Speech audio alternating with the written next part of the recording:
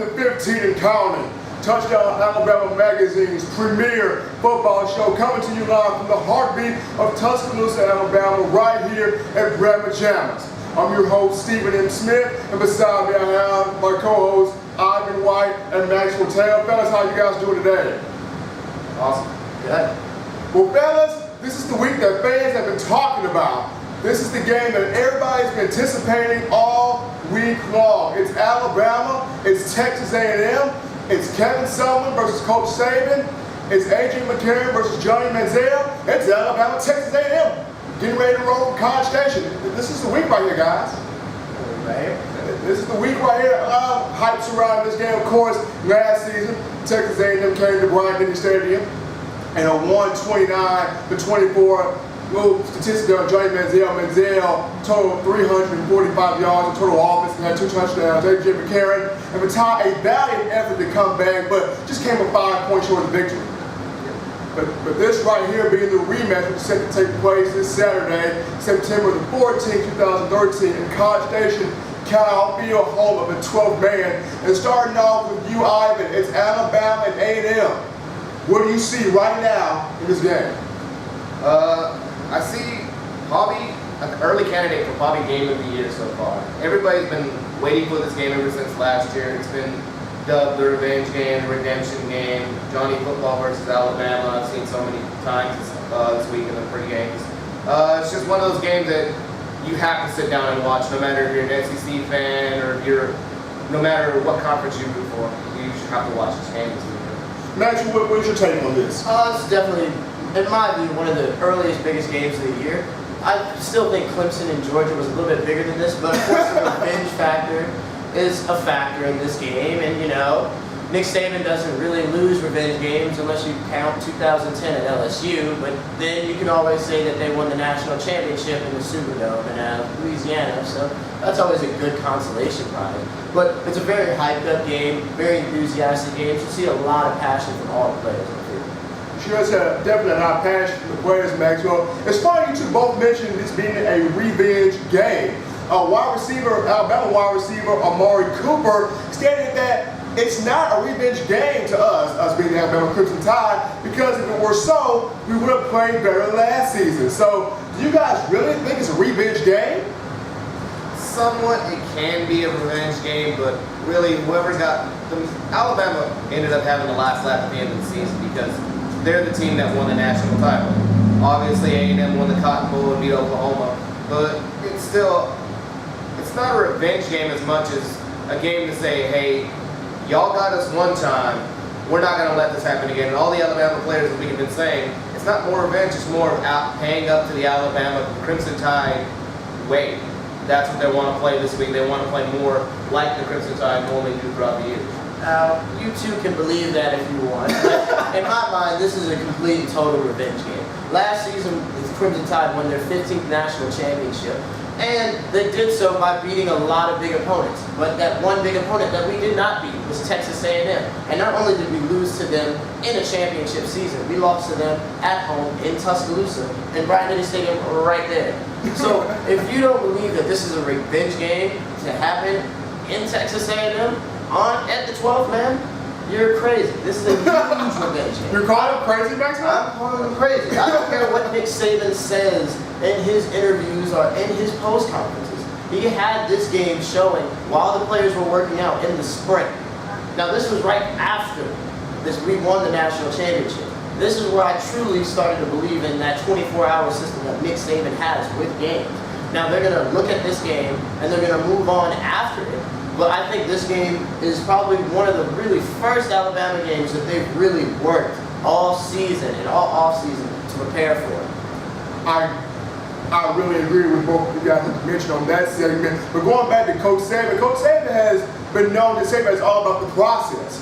And most importantly, he's mentioned to people that it's not all about last year's team, it's about what we have this year. Many people haven't really seen the team this year with a new offensive line. They're trying to focus on their identity, being the Alabama Crimson Tide. So with this being said, what can fans look for in this Alabama team going into Kyle Field this weekend? Well, of all the people who saw the Virginia Tech game and saw the whole display that the O-line really had that game, they're going to see a much different and much more gelled unit this week. In my belief, I think the O-line will come out and play from the beginning of the snap for the first time the whistle is called. Now, last week we had a lot of blown coverages from running backs, especially from Derrick Henry and some of the newer freshman running backs, but I don't think that we'll see that this year. I think that we'll have a lot less complicated play calling, a lot more run the ball, up the throat, keep Johnny Manziel off the field as fast as they can, and try to put up points in probably a slower fashion than what Johnny Manziel's used to, but definitely the perfect fashion that the Alabama Crimson Tide are used to. Well, going back to the offensive line, which you mentioned, Maxwell, Ivan, who is one player of this Alabama offensive line that you really want to see step up and take control and be the leader of this line heading to Cal Field? Said this 2 weeks ago. Cyrus Quanjo. You can't have holding calls, buddy. You gotta step up. You're a returning starter. You have to make sure that you step up in this game. You can solidify yourself as the leader of this offensive line. And going back to what Maxwell said, though, this year's Alabama team, they will do what they always do, but it's kind of funny. Leave it to Crimson Tide and Crimson Tide Nation to be disappointed in the 35-10 win. I mean, it just says on what kind of program we have over here in Tuscaloosa. I mean, 35-10, most fan bases will take that any day of the week. They will go a party. And we're over here saying, improve more. We don't expect this from y'all. And I mean, it just says to Saban's coaching and all the stuff we've had to go through since 2008. All the fortunate things that have happened in the program, Especially in recruiting. and everything. We've got a lot more recruits out of Louisiana than we've had in a while. So I mean, it's just everything's lining up right. So I feel like that's going to add up in the game as well this week too. Well, guys, let's get into the full dynamics of this game right here. It's Alabama, it's A&M in Cal Field this upcoming Saturday. And the first dynamic I want to get into is the Alabama offensive line. The question for them is, can they reestablish themselves this week? In the game against Virginia Tech, Alabama totaled just 216 yards of offense. Last season, Bama totaled 440 yards of offense a game. TJ Yeldon against Virginia Tech only had 74 yards rushing. Against Michigan last season, he had 101 yards in the first game against the Wolverines. Now in this game, against Virginia Tech, knowing that you do have Doug Nussmeier as your offensive coordinator from the Big 12 who loves to air the ball out, do they come out throwing with AJ, or will Doug Nussmeier and offensive line coach Mario Cristobal trust the line to assert their will, move the Aggies off the ball, and run TJ Yeldon? Well, I think first and foremost, we're going to go with the ground and pound game. Doug Nussmeier will take shots on first and second down through the air, but I think his main concern, and I think the main concern of the team as a whole, is keeping Johnny Manziel off the field. Look, that man is a very efficient passer and dynamic playmaker. He's 15th in the NCAA this year already for passing yards. He's a top 20 already? Yeah. Get out of here. And he's only played 1.5 games. Yes, those teams are Sam Houston State and Rice, but tell me, does any other person in this room or probably at this university can do that right now?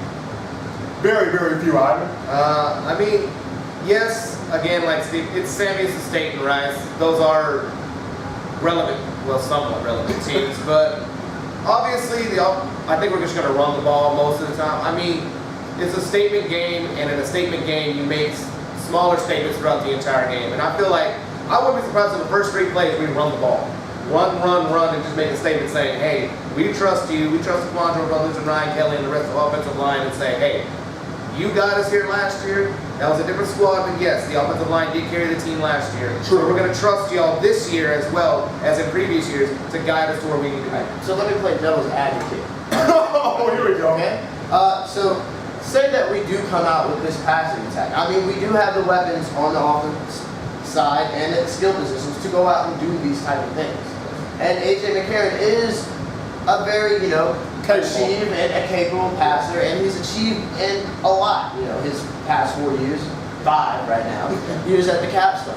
Now, do we go out and make a statement saying, hey, we're going to go out and throw the ball this game? Well, that leads into the second dynamic we have here, Maxwell. You remember last season when Manziel came to Alabama, and put up some pretty good passing statistics here in McCarron's backyard here. Brian did it. The question for McCarron will be, can he go to Cal here to return the favor? That is the question. Obviously, he did that last year somewhat at LSU. I mean, he didn't play good from the last 2 minutes of the first half to the last minute of the second half. Those are AJ's moments. The middle of the game, maybe from the start of the second half till about 3 minutes left in the fourth quarter, that was not good. But obviously, he showed last year. That was the game where we finally saw, yes, AJ, not the running backs, not the receiver. AJ made that play, made the passes, made the drive at the last second to win the game. And that, I think, that just helped him out so much. Even in his first time AJ started, it was at Penn State. It was between him and Philip Sims. And everybody said we should go with Sims, but no. Saban put trust in AJ for that reason, because he knew he had what it takes to get the job done on the road. And being that McCarron is a senior this year going against Jeremy Manziel, a sophomore, Maxwell, people say it's not a quarterback battle, it's not always about AJ. But when you're a quarterback at the University of Alabama, when you're a quarterback in the SEC, there's a lot on your plate, period. So what must AJ do in this game to keep his head focused and come out and really show that I'm a quarterback, I'm a leader, and don't forget, I'm a BCS champion? Well, first and foremost, he must go out and do what I like to say, he has to communicate better. Really better from the line of scrimmage, from the end of the play to the beginning of the play. And I know that sounds kind of weird. He has to go out and make the play call, but also communicate with his line as a leader should. That's what kind of infuriated me a little bit with the Virginia Tech game. It looked like he was in control, but there were pieces who just didn't buy in the system. All of that run with Derrick Henry in the third quarter, it just looked like he did not know where he was going. Maybe the O-line clogged up all the holes and everything, but it just looked like some of the younger players just did not know what they were doing. And that's very un-Alabama-esque. And I think we should always think about that. We do have a lot of youth on this team, even though we have a very strong veteran core. We have a lot of youth on this team that needs to have time to develop. And I think that first game was really that development period, but maybe some of them still just don't know what to do. So AJ has to be a better communicator and say, this is your pass block. I'm not going to point it to you, but I'm going to put it in your face so that you know it, that you sleep with it, that you know exactly where you're going, and that you can protect the ball, yourself, and me when any given point that it happens. Last season, Alabama had Barry Jones as the center. Barry Jones, highly intelligent individual, graduated early, got a master's degree, one of the key college leaders on the offensive line. He kind of mentored AJ a bit. Now that Ryan Kelly is playing center in his second game, young, youth, highly potential with youth, what can McCarron do to kind of guide Ryan Kelly? He comes from a center position and trying to help protect AJ and block downfield. What can AJ do as a leader to help Ryan Kelly? I mean, they just need to develop the same type of relationship him and Barrett had in previous years. I mean, obviously, like we saw in the national title game last year, when AJ and Barrett had a little disagreement near the end of the title game last year, obviously they went to the sidelines, they talked it out, and they got everything situated. That's the kind of relationship they need to have. They need to be able to have constructive criticism between each other. And I think if you can have that between a quarterback and a center, everything should be okay. Everything should be okay now, Ollie. The next topic here for this game is obviously the receiving core for Alabama. Against Virginia Tech, not many catches for him. Amari Cooper maybe had 1-2 catches. Kenny Bell's targeted maybe 1 or 2 times. Did not see Kevin Noah get targeted. Christian Jones had 1 catch for a touchdown, but he did most of his damage on the special teams aspect of the football. Alabama has a talented receiving core, and against the Texas A&M defense, who, by the way, has given them 59 points and 2 games combined, trouble for the Texas A&M Aggies. What must the Alabama receiving core do to get separation? They couldn't get it against a young Virginia Tech secondary. What can they do against the A&M secondary to get some separation, provide some cushion, and give McCarron, hey, I'm a target. Give McCarron a target to throw to. Well, first off, you've got to use the size. You've got to see our size stats against the quarterbacks in Texas A&M. We are vastly bigger than them. And usually from tape, you can see that they're just a little bit faster. But to create space, really it all comes back to the offensive line. Really, there wasn't enough time for AJ to throw the ball or for the wide receivers to even break out into space to catch the ball last year. last game. I mean, you have to use the height advantage, obviously, but attack their weaknesses. This is the first game where a majority of the Aggies' defense will be starting. I mean, they were suspended for the Rice and San Luis State game, so now it's going to be the first game. I mean, what a welcome. Hey, guys, welcome back for this brand new season. We're throwing you out there for the #1 team in the nation right now, and probably the biggest game of our season, maybe one of the biggest games in program history.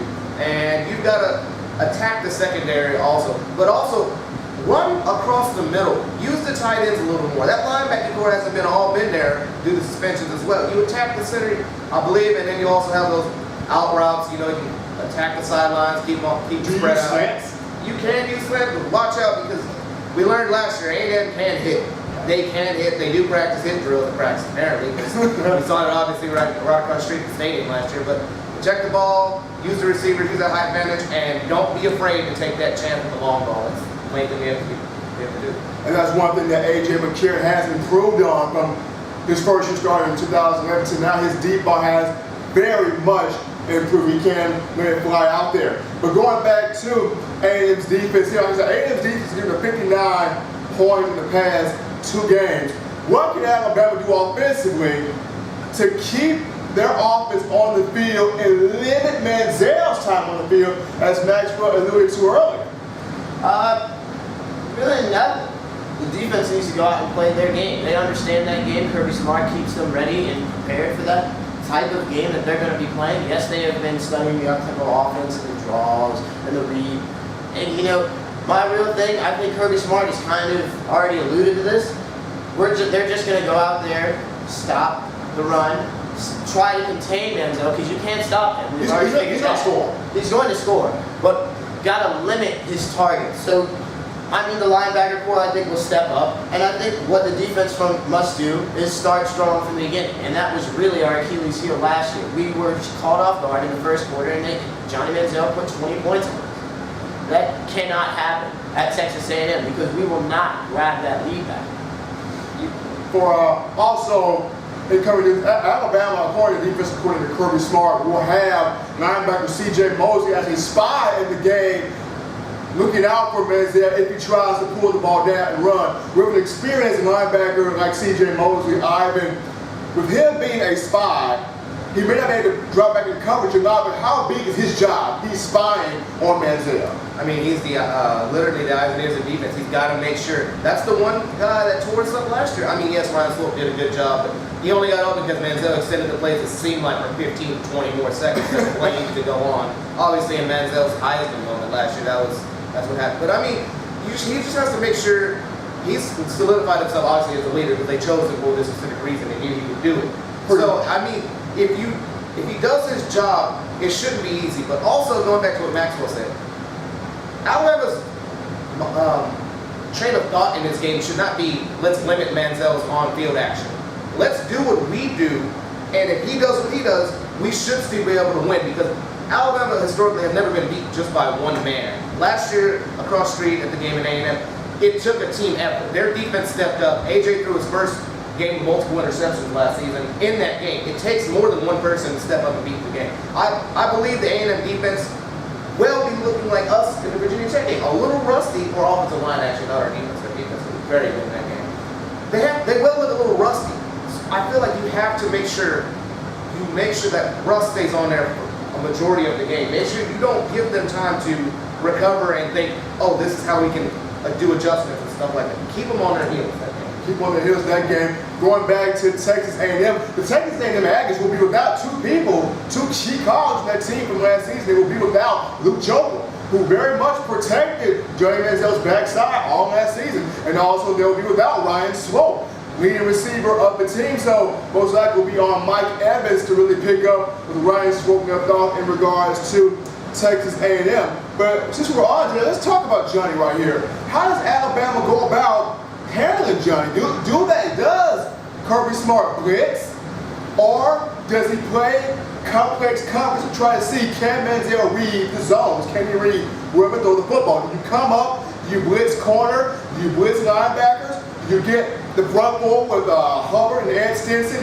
to try to pressure up front, or do you play off and put coverage out there and make Manziel read it?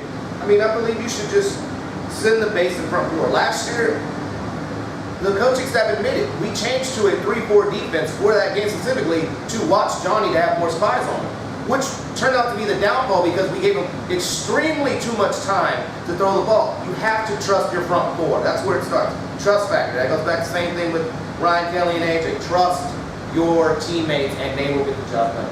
Right, and on the defensive end of the ball, I think our front four this year is a little bit more improved than last year than Damian Square. And you got Jeffrey Pagan back. You don't have Square. You don't have Jesse Williams. But you have more of a, I don't want to say pass rushing, I would say more of a force. You have to stop them. They're not always going to break through the offensive line, but you have to stop them. You have to put the bodies up there or they will make plays happen. This front four, I'm really excited to see what they will do on Saturday because they seem to be able to have the ability to make the plays on the defensive side of the ball. All they really do is going back to what Kirby Smart mentioned a couple of weeks ago. If Adrian Hubbard ever gets the idea that he is a pass rusher, oh my, he can be something special. He could be something special. Brandon Ivory filling in for Jesse Williams. You mentioned Jeffrey Pagan, C.J. Mosley, Trey DePriest. The guys in the defense can make plays. And I think the defensive line, their main thing is just containment outside. Just force the play back in, allow the linebacker with speed, with quickness, they can truly hit hard to come in and make the tackle. Just contain Manziel in the pocket, contain the running game to a certain extent. You don't have to blitz a lot, but if you do, disguise it with some good coverage to make Manziel think, where do I go to with this football? And also, Dion Blue, please step up. Oh my, we're running Dion Blue I there? just had to put that in there last minute. Dear God. Please, you cannot have another Virginia Tech. Come on, man. You cannot have another Virginia Tech game.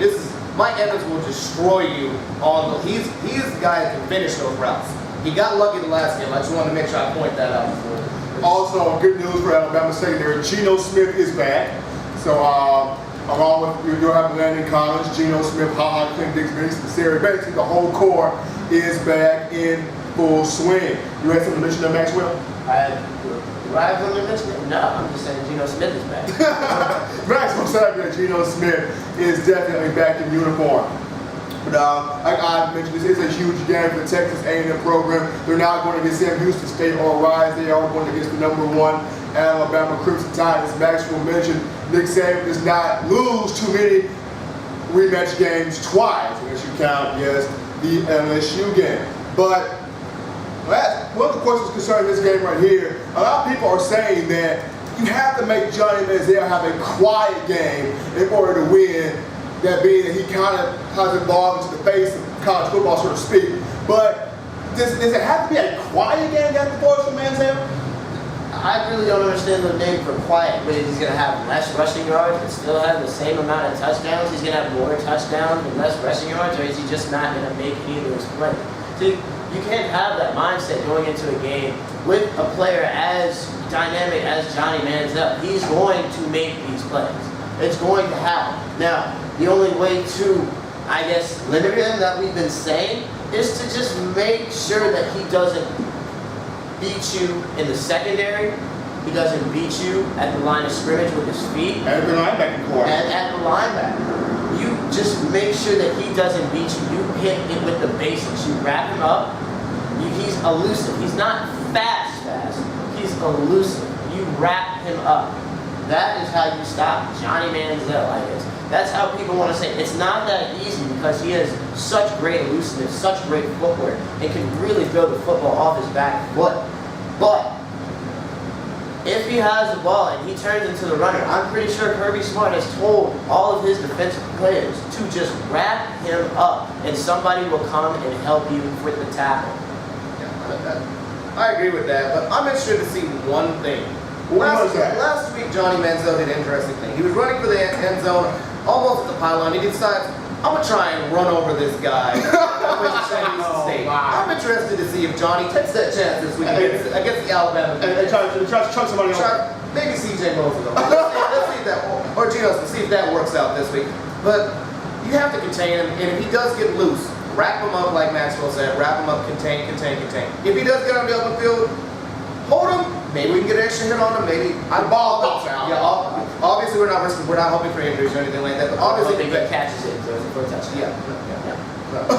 Just contain him. I mean, obviously in his Heisman moment. We have him contained for the most part. It's just a string of events that happened perfectly for the A&M Aggies on that play. Which in turn had Ryan Swope in the back of the end zone, being sincere, like what in the world just happened? Wide open, wide open. But anyway, Earl Ivan White here is actually from Texas, and the fans down there at College Station, of course, you are very much familiar with College Station, the fan base down here, and how loyal they are to their Aggie team, they being the home of the 12th man. What must Alabama do to take the crowd again? Because crowd noise, teams feed off their home energy. Teams feed off that crowd, that passion, that excitement, that energy. What must Alabama do offensively or defensively from the first play to take the crowd out of the game? Well, as you said, yes, I am from Texas. And actually, in a distinct coincidence, Mike Evans went to a rival high school, my high school back in Galveston. But I've had to hear it all summer long from the Aggie fans that they're going to show up at that game. They're not giving up any tickets for that game to any Alabama fans or alumni. They want to make sure that they're there. Last year in the stadium, I will admit, of all the road teams that showed up here, they were the loudest they were the loudest fans that showed up here. Even though we only gave 6,000 tickets, they showed up here and made a lot of noise. They came to play. They came to play. You have to make sure that A&M plays such an exciting brand of football. I don't want to say we play a boring brand. We just play the old school way. And We're textbook. We're textbook. If you keep it textbook with the ground and pound, you can keep the crowd out of the game because they'll be like, all right, that's enough. Just stop them. Okay, they have to pass it this time. Oh, no, wait, they just ran it for the 8th consecutive time. You have to make sure that you keep them disinterested. Well, not disinterested because it's the biggest game of the program's history. You just have to make sure you keep them mellowed out. And because that crowd is loud. I mean, I've told most of my friends that are in the $1 Million Band this week, be prepared, you will need your earplugs. That is a very loud and rambunctious stadium when it does get loud. Now you can ride in those cowbells in Mississippi State over there in Starkville. But we're gonna play a little game here, guys, called Over and Under. Little game. You guys ready for it? Yes, let's play. Let's play. Over or under. Johnny Manziel will total 400 yards of offense. Under. This is not gonna happen. I guarantee you. I'll take this to the bank. This will not happen. Alabama and Saban will make sure that they contain him. He might have 250 yards, 300 yards passing, but he will not have over 100 yards on the ground. Next one. I'm going to go under. I really won't put it past Johnny Manziel to be able to throw 400 yards. This man is a Heisman winner. He's a sophomore, and I mean, he's already gathered so attention. He's very, very, very elusive and has that playability. But against this Alabama defense and the weight of this game that it has on not only his team, but our team as well, I just don't think he would make himself the only cog in this game. I feel like he would spread it out to his teammates because he just doesn't want all the focus to be on him. He wants to go and try to win this game. Give it to some other wide receivers. Give it to Ricky Seals-Jones. Give it to Mike Evans. Give it to the running back. Give it to different players. I think he's going to spread out his statistics. Yeah. I too, I'm going to go with under because of the fact that, as you guys have both mentioned, Coach Saban and defensive coordinator Kirby Smart has had their guys watching this tape over and over and over and over and over again in that weight room and that players facility. So I too will say under. Manziel will have a Manziel game, but he will not be of the 400-yard variety. Okay, question 2, over or under? A.J. McCarron will toss 3 touchdown passes in the game. Say that's right. That's about right. I'm not going under nor over. He'll toss about 3. I see he can pass 3. I picture in the red zone when you think we're going to run it. I think that'll be the one time when we do a play action pass, maybe to the back corner, or maybe to the middle of the end zone, or maybe a back shoulder toss in the bar. I really think 3, but I'll go under with 2. I think the running game is just going to be a little bit more prevalent than the passing game in this game. And I feel like T.J. Yeldon is going to have his come-out game. Virginia Tech, he had some good runs with the O-line that he had and with the really not that many good blocks really in that game. So he really hasn't had his coming-out moment. When players like Todd Gurley are going out and saying that they're already Heisman candidates for the greatest games that they've already had already. Obviously, he's in Georgia. I'm not a Gurley fan. I'm just saying Todd Gurley is an awesome running back. Todd Gurley, which we can always agree on. Todd Gurley truly is. You're saying He'll throw 3. You're saying under. I'm going to go with over. A.J. McCarron will have 4.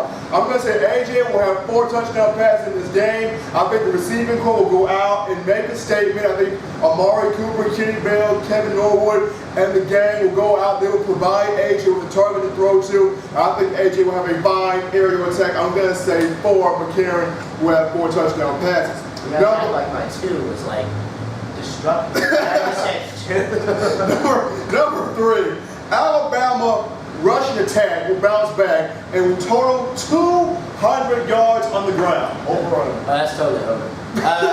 I'm sorry, the rushing attack has always been the main centerpiece of the University of Alabama's football team. And pretty much since we're going into Texas A&M, you know, the stadium that a man named by Coach Paul Bear Bryant used to play at and was at the coach. Little trivia for you fans out there. Little trivia. It's not trivia if you're from Alabama. But I think that they will go for at least 350, 400. I know that sounds ridiculous, but is it really ridiculous when Rice and Sam Houston State combined for 59 points against the Texas A&M defense? Even if they had 6 starters gone, are you telling me you let Rice and Sam Houston State score 59 points on you? And you had, it's absolutely infuriating. I don't care what the recruiting is. Kevin Sumlin is way too good of a coach, and the defensive coordinator at Texas A&M is actually a very good defensive coordinator. So the fact that they gave up 59 points is a little bit baffling to me. Maybe when the starters come out, that it will even out, but it will not even out that quick, as people are saying. One of the question marks for the Virginia Tech game might be actually the reason I'm going over is because T.J. Yeldon has solidified himself as the #1 running back. But the fact that we don't have a legitimate number 2 and we're going to keep switching them out, I think that will help us because it'll keep A&M guessing like, okay, each running back has a different thing that they do best. And I feel like that's going to come to our advantage. I feel like that could actually be a stepping stone for the remainder of the season saying, we don't need a legitimate number 2 back as we've had in the past. We can keep changing up the line. Maybe have instead of just a 2 back set like we've had with Mark Ingram and Trent Richardson and Yeldon and all of them. And we can have maybe a 3 back set or a 4 back set. Keeping the guys guessing. I like that Maxwell I too. I'm going to go with over as well, but due to the fact that it's the offensive line that wants to make a statement. They were talked about critically, especially Ryan Kelly was talking about critically for their performance against Virginia Tech. So I'm going to go with over. I think the offensive line coach Mary Cristobal, they want to make a statement against Texas A&M on the road. I'm going to say over as well. Most likely, they'll get between 350 and probably 400 yards, or 350 on the ground. So I will go with over. Number 4, Texas A&M's defense will hold Alabama to 21 points. Under or over? I'm keeping it right there. There's really nothing more than I can say about this defense is going to come and play. There are 6 starters that are returning, 4 who are coming back for this game and starting their seasons against the #1 team. Now, that might be a tall task to say, but I feel like this team is going to want it. They take pride in beating us last year. Their whole stadium renovations was from beating us last year. The whole reason they have as many more people to fit in Bryant-Denny Stadium was from beating us last year. And what I think people are going to take away from this game is that Texas A&M isn't going to go all the way down or that they're going to super regress. I think they're just going to have to build upon it. Remember, this is Kevin Sumlin's only his 2nd year. So he's just now starting to get his players inside that defensive court. And I really think that they will step up. But I do think Alabama will just step up that edge a little bit more. Under or over? I'm going to go over. I mean, this is a game where you want to make a statement. In last year's game, A&M came out and made a statement. They scored more points than the majority of the teams that faced them. It was a track meet last season. Yes, last season. I feel like Alabama's going to come out and say, you know what? You came and beat us on our home turf. We're going to come and embarrass you on our home turf. That will be an embarrassment this one. I'm still, even though last week I got it, or 2 weeks ago I got it wrong with Virginia Tech, I'm picking the 40s. This game I want to see, and I believe it will be in the 40s for Alabama. They will send a message this weekend. You are jumping to the deep 40s, Rod. All right, so my prediction here, I'm going to say over as well, but I'm going to say over in the aspect of A.J. McCarron from the fact that Manziel came into Bryant-Denny last season and put on a show and took over.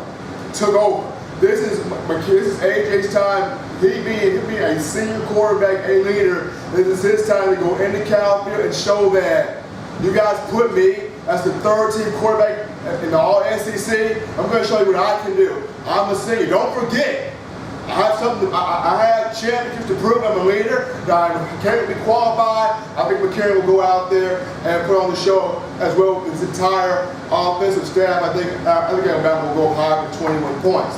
Our next question here will be number 5. As a whole offensively, Alabama will total 400 yards in this game, under or over. You really think that was the question? 400 yards? It's definitely over. I think it's going to be over for one reason, and one reason all. Nick Saban wants to get his money's worth. He's going to go down to Texas, and he's going to try, and he's probably going to be successful because he's been successful in the past, to really, really put a stamp on a game against an opponent and say, well, we beat you at home by this many. Because that's exactly what Kevin Sumlin can always say about us. Well, we came into your house and beat you by that many points. And they only beat us by what, 3 last year? 5. 5. And they are as arrogant as they can be. For those of you who love the nickel, 5. That was the goal. I think Nick Saban wants to go into Texas A&M and get into the double digits with money. And to do that, he's going to have a good amount of play calling. So I'm going to go with over. I think they're going to come well to play, ready to play. They're going to be excited. It's a national game. It's the game of the week. College game day is going to be there. I mean, it's going to be a very, very charged game. A lot of intensity. Expect like a 550 yards game. That's where I'm going. That's where he's going. If I'm picking the game to be in the 40s, it better be over 400 yards. I mean, I can't say this enough. Statement. Maxwell said, and as Steven said earlier, I am from Texas. I had to listen to the smack talk the entire summer. Did you have earplugs? I wish I did. I wish I did. I had to listen to the smack talk all summer. They will not let anybody, any other university in the state of Texas, they put up flags saying, I remember one time I went to College Station to go visit a relative. They have flags of the score of last year's game in College Station. So, this is like the this is like the VMAs for them. Yeah, this is their show. They want to make sure, hey, we don't always get the publicity as other SEC teams do. We have the most talked about athlete in college football in Johnny Manziel. We are the most talked about. He's a folktale character. He's the most talked about, and the most talked about program throughout the entire summer. They want to make sure that they don't get embarrassed on their home turf. But I have a feeling that want not to be embarrassed will come back and turn into fear once you get down by a certain amount. I believe if they get down by 2 touchdowns, they will start going into fear mode. So what you're trying to tell me is that they're going to have a Texas shot. That's pretty much what they're trying to do. Yes. I'm not a Texas fan. Actually, I am one. But You do the hook hard thing, Maxwell? Tristan Thompson is the man. But I think I playing on what Ivan said. I think the big brother, little brother factor has always been a thing for Texas A&M, and really they're going to try and make this game. They're the big brother right now. They're going to puff their chests out, but they're not playing a rival. They're playing Texas. They're playing Alabama, not Texas. And too many of their Texas fans, Tech. not even Texas. Too many of their fans are taking this as a super rivalry game, not a like a Texas game. And really, I think they're trying to use this game to fill the void that is left from the A&M, fan base that is left from the Texas game. They really, really are trying to use this game to fill the void of the Red River. That's very interesting, Maxwell. That's highly interesting. I'm also going to say over. I think Alabama will go over 400 yards of offense to make that statement, to be able to go out there and to prove that this is this year's team. You look at us now. You admire what we did in the past, but this is the present. You look at us right now. But we're going to get into our final predictions for this game before we go into some other SEC action that will occur on this weekend. Starting off with Maxwell Tanner predictions for Alabama and Texas A&M.